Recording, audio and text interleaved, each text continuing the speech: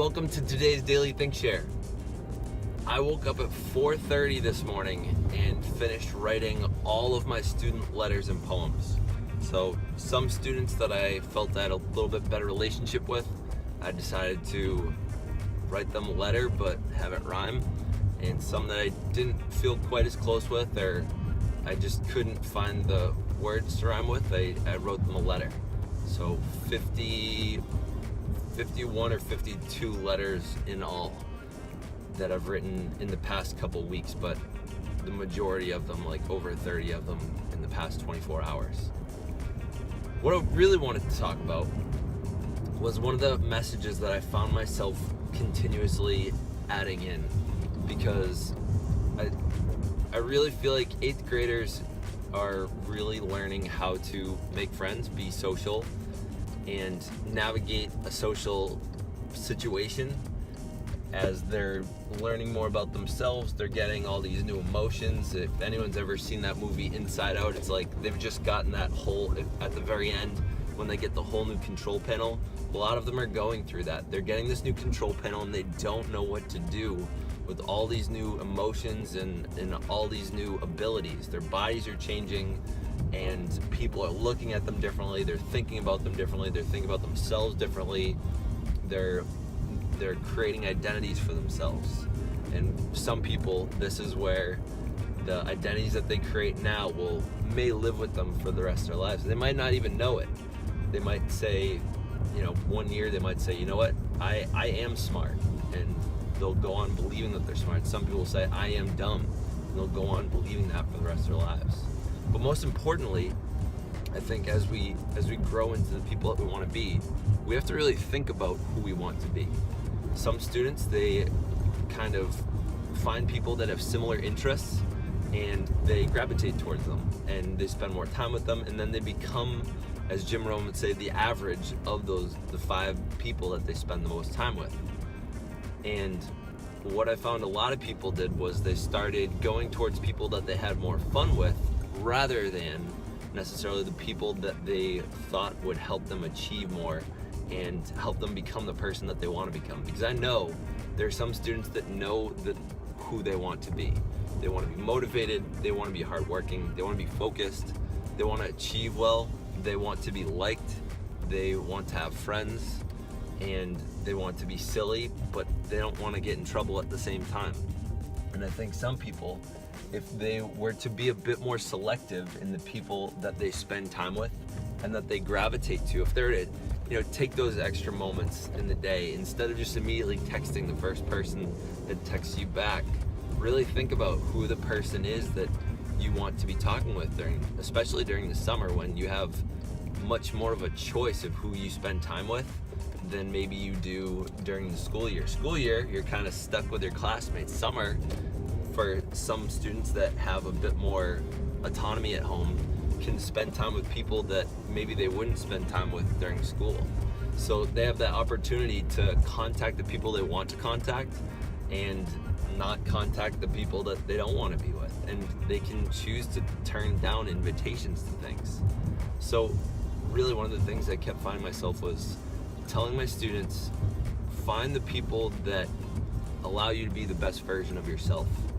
If you find yourself changing your morals and changing your own values and your code, and you start to become a different person, really evaluate before maybe even you get in with these groups. Decide, what are my morals? What are my values? What are the things I'm unwilling to compromise on? Like, if I'm hanging out with a new group of friends and say they're ding-dong ditching, is that really something that I'm okay with? It's kind of mischief, might be considered illegal, but not so much. It's more mischief and fairly good-natured. I know that was something that I sort of got peer pressured to when I was in middle school and high school. And then ask yourself, are you willing to break the law to be with certain people, right? Are you willing to, when they're underage drinking, are you okay to turn down drinks? Or is that something you're okay to trying out?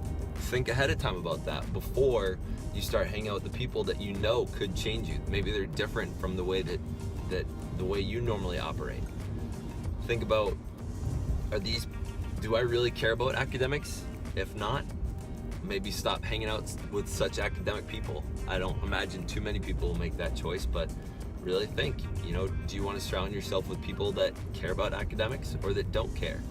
Do you want to be surrounded by self that disrespect women and call them the B word and call them names? Or do you want to be someone that respects women and teaches yourself how to be around people that do respect women? I know that that's something that our youth is going through, as there's so many songs on the radio, there's so many things out there that are influencing our opinions on different groups of people.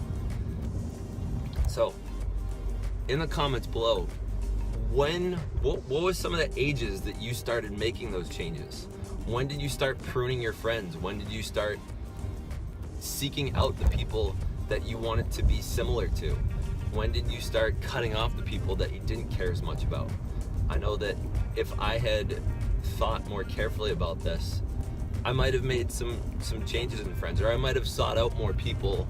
Some of my best friends in high school were people that didn't even go to my school. So I had like a group of friends in school and then a group of friends outside of school that went to a Catholic school. So really think about, who do you want to be spending time with, and take those risks. Take those social risks. Ask someone for their number so you can spend time with them over the summer. Ask them, hey, could we hang out like once a week or something? Be brave. Ask those people that you think are gonna make you a better person to spend time with them. Maybe they want it too and they just weren't brave enough to ask you as well. But you'll never know until you try. Think about taking that risk and say you get rejected versus taking that risk and say it works out. Most of the time, people will probably at least be polite and say sure, but then won't follow up with it. People that really care, they'll say sure and they will follow up with it. Likely, you're gonna say, hey, I'd love to hang out with you this summer. You'll exchange numbers, and then you're gonna have to make it happen, because that's how most friendships are. Unless someone's infatuated with you, they're probably not going to actively go to hang out with you. Once you have that number, use it, right? Actually take the opportunity to be around people that you want to be around and make it happen. Become that person you want to be. If you like this video, give it a like. If you want more, please subscribe. That's all for today. Today's the last day of school. For all my students out there, I look forward to sort of giving you the Watson curriculum for living over the summer. I hope you enjoy it. Stay weird.